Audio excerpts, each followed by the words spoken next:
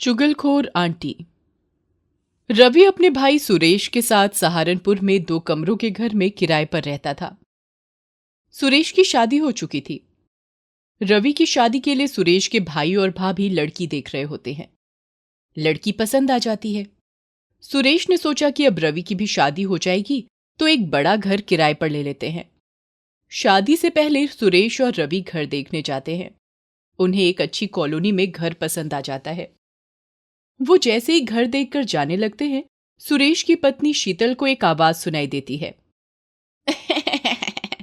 किराए पर घर देखने आए हो? ये कॉलोनी तो बहुत ही बढ़िया है। मैं पिछले 30 सालों से इस कॉलोनी में रह रही हूँ। अच्छा, नमस्ते आंटी जी। जमुना आंटी कहते हैं सब मुझे। आप लोग रहने आ जाओ, फिर तो मिलना जुलना होता ही रहेगा। जमुना आंटी चुगलखोर आंटी के नाम से मशहूर थी। कॉलोनी के लोग जमुना आंटी से कम ही बात करते थे।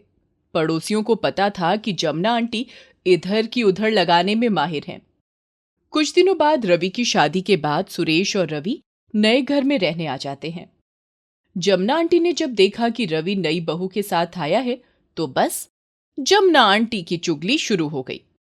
एक दिन जब शीतल छत पर कपड़े सुखा रही थी, जमुना आंटी ने देखा कि शीतल अकेली है तो वो भी अपनी छत पर आ गई। वो शीतल को रवि की पत्नी सुरभि की चुगली करने लगी। अरे शीतल, इतने सारे कपड़े धो लिए और वो भी अकेले। ओले ओले ओले ओले, सुरभि काम में मदद नहीं करती क्या? मुझे तो कल सुरभि बता रही थी कि अपने मायके से ज्यादा काम यहाँ ससुराल में करना पड़ता है। क्या आंटी जी, सुरभि ने ऐसा बोला?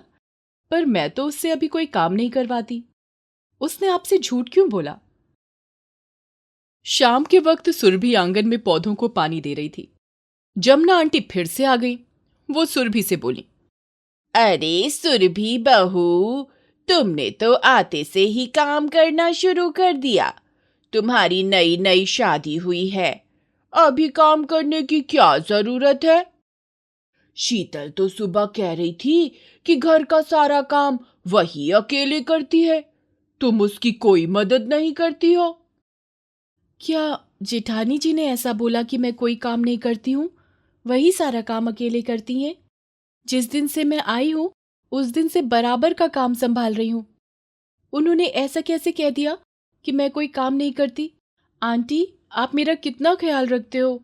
अगर आप ना हो तो मुझे जेठानी जी के बारे में पता ही ना चले कि वो मेरे बारे में क्या क्या सोचती हैं। जेठानी जी आपसे मेरे बारे में जो भी बुराई करे, आप प्लीज मुझे जरूर बताना। जमुना आंटी शीतल की बुराई सुरभि से और सुरभि की बुराई शीतल से करती रहती थी। चुगलखोर जमुना आंटी देवरानी और जेठानी में फूट डालने का काम बखूबी निभा रही थी। धीरे धीरे शीतल और नेहा में आपस में तकरार शुरू हो गई। एक दिन, सुरेश, आपके ऑफिस की छुट्टी है ना? तो मुझे मार्केट से सामान लाना है। जल्दी तैयार हो जाओ। भैया, गाड़ी की चाबी आपके पास है क्या? देना जरा। सुरभि को थोड़ा सामान खरीदना है, तो जरा हम दोनों बाजार होकर आते हैं। आप दोनों को कहीं जाना तो नहीं है ना? अरे नहीं नहीं रवि, तुम और सुरभि घूम आओ। आज तो मैं घर पर आराम करके तुम्हारी भाभी के हाथ के गर्म गर्म पकोड़े खाऊंगा। तुम ले जाओ गाड़ी, ये लो चाबी। रवि और सुरभि बाजार चले जाते हैं। शीतल सुरेश से लड़ने लगती है। जब मैंने आपको बोला था कि आज बाजार चलना है तो आपने चाबी रवि को क्यों दे दी? अब गाड़ी एक ही है तो क्या वही दोनों घूमते रहेंगे? मेरा कोई मन नहीं है क्या? मैं देख रही हूं आपको। रवि की शादी के बाद बदलते जा रहे हो। मैं कोई पकौड़े वकौड़े नहीं बनाने वाली। शीतल गुस्से में पैर पटकती हुई कमरे से बाहर चली जाती है। तभी गली में सब्जी बेचने वाला आ जाता है। शीतल सब्जी खरीद रही होती है तो चुगलखोर जमुना आंटी फिर उसे भड़काने आ जाती हैं। शीतल, सब्जी ले रही हो? मैं भी जरा देखूं क्या सब्जी लाया है भैया। अच्छा, सुरभि बहू नजर नहीं आ रही, कहीं बाहर गई है क्या? जी आंटी, बाजार गई है रवि के साथ। उसे शॉपिंग करनी थी। अच्छा, ये बात है। सुरभि बहू मुझे कल बोल रही थी कि आंटी एक ही गाड़ी है, वो हर वक्त तुम और सुरेश ले जाते हो घूमने के लिए, और वो रवि के साथ कहीं घूमने नहीं जा पाती। अच्छा आंटी, सुरभि ने ये सब बोला आपको हमारे बारे में? अब वो हम दोनों की बुराई करने लगी है। चुगलखोर जमुना आंटी शीतल से सुरभि की एक नई चुगली करके मजे लूटती हैं। शीतल गुस्से में अंदर आ जाती है। जमुना आंटी की चुगलियां लगातार बढ़ती जा रही थी। एक दिन सुरभि अपने बाल सुखा रही होती है तो जमुना आंटी आ जाती हैं। वो सुरभि को शीतल की चुगली करनी शुरू कर देती हैं। अरे सुरभि बहू, तुम्हारे बाल तो बहुत सुंदर हैं, और ये शीतल कहती है कि सुरभि पर पहना ओढ़ा बिल्कुल नहीं जचता। मेरे देवर रवि को कैसी बेकार सी लड़की मिल गई है। सुरभि कुछ भी मेकअप करे पर सुंदर नहीं लगती है। ऐसा कहा शीतल भाभी ने? खुद को देखो, उन्हें कितनी मोटी होती जा रही हैं दिन पर दिन, और पूरा दिन मेकअप करके सुंदर बनने की कोशिश करती रहती हैं। अरे जमुना आंटी, वो मेरी नकल करके मेरे जैसे ही कपड़े पहनने और मेकअप करने की कोशिश करती रहती हैं। शक्ल है नहीं पर मुकाबला करती हैं सुंदर दिखने में। एक और नई चुगली शीतल की जमुना आंटी सुरभि से कर देती हैं। अब पानी सिर से ऊपर निकल आता है।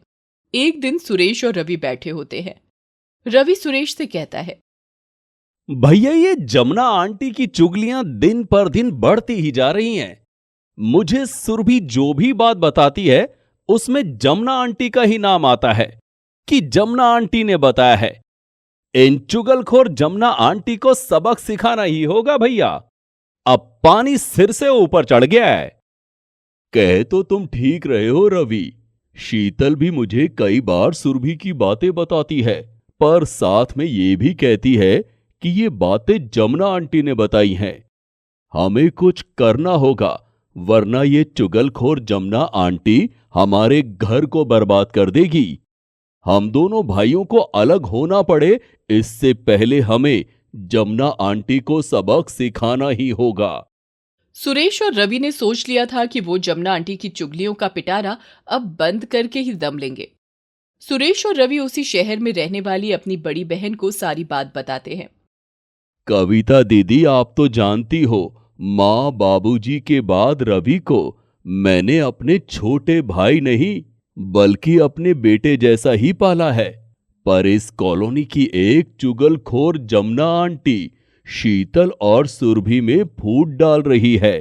कहीं ऐसा ना हो कि हम दोनों भाई अलग होने की कगार पर आ जाएं। दिन पर दिन शीतल और सुरभि में लड़ाई बढ़ती ही जा रही है। सुरेश, तुम परेशान मत हो, मैं कुछ करती हूँ। मैं एक काम करती हूँ, कुछ दिनों के लिए मैं तुम लोगों के पास रहने आ जाती हूँ और उन चुगलखोर जमुना आंटी को भी सीधा करती हूँ। अगले दिन कविता रहने आ जाती है। कविता को देखकर शीतल और सुरभि बहुत खुश होते हैं। दोनों ही कविता की बहुत आवभगत करते हैं। एक दिन कविता शीतल और सुरभि दोनों को बिठाकर समझाती है कि शीतल और सुरभि आपस में लड़ाई ना करें। उन दोनों में चुगलखोर जमुना आंटी आपस में फूट डाल रही हैं। कविता बताती है कि सुरेश और रवि ने जमुना आंटी के बारे में उसे सब कुछ बता दिया है। कविता शीतल और सुरभि को जमुना आंटी की सच्चाई दिखाने के लिए एक तरकीब सोचती है। कविता शीतल और सुरभि को कहती है कि जब वो जमुना आंटी से बात कर रही होगी तो शीतल और सुरभि वहीं छिपकर बातों को सुने। कविता बहाने से जमुना आंटी के सामने जाती है। जमुना आंटी उसे कहती हैं, अरे कविता बेटी, बहुत दिनों बाद आना हुआ मायके में तुम्हारा। जी आंटी जी, वो भाभियां बहुत याद कर रही थी कि दीदी आ जाओ कुछ दिन के लिए रहने, तो मैं उनके पास रहने आ गई। पर शीतल और सुरभि बहू तो यही कहती रहती हैं कि हमारी ननद तो बिल्कुल बेकार है। जब देखो खाली हाथ आ जाती है और यहाँ आकर भी पलंग ही तोड़ती रहती है। कुछ काम नहीं करती हमारी ननद। हमारी ननद तो बिल्कुल बेकार है। बहुत लड़ाई करवाती है हम देवरानी जेठानी में। ये सब बातें शीतल और सुरभि छिपकर सुन रही होती हैं। दोनों ये सच्चाई देखकर बहुत शर्मिंदा होती हैं और एक दूसरे की शक्ल देखती हैं कि एक चुगलखोर आंटी की वजह से वो दोनों कितनी बड़ी बेवकूफ़ी कर रही थीं। दोनों गुस्से में भरी हुई जमुना आंटी के सामने आकर खड़ी हो जाती हैं। शीतल और सुरभि को सामने खड़ा देखकर जमुना आंटी घबरा जाती हैं। आंटी, हमने सब कुछ सुन लिया और देख भी लिया। इससे पहले कि हम दोनों ये भूल जाएं कि आप हमसे उम्र में बड़ी हो, आप यहाँ से चली जाओ। आपकी वजह से जमुना आंटी मैंने शीतल भाभी से लड़ाई की। मुझे अपने आप पर शर्म आ रही है कि मैंने आपकी बातों में आकर बच्चों सी हरकत कैसे की। आप यहाँ से चली जाओ आंटी। कविता की वजह से सुरेश और रवि दोनों भाई अलग होने से बच गए। कविता ने अपने भाइयों का परिवार अलग होने से बचा लिया। शीतल और सुरभि ने भी कविता से माफी मांगी और दोबारा किसी चुगलखोर आंटी की बातों में ना फंसने का वादा किया।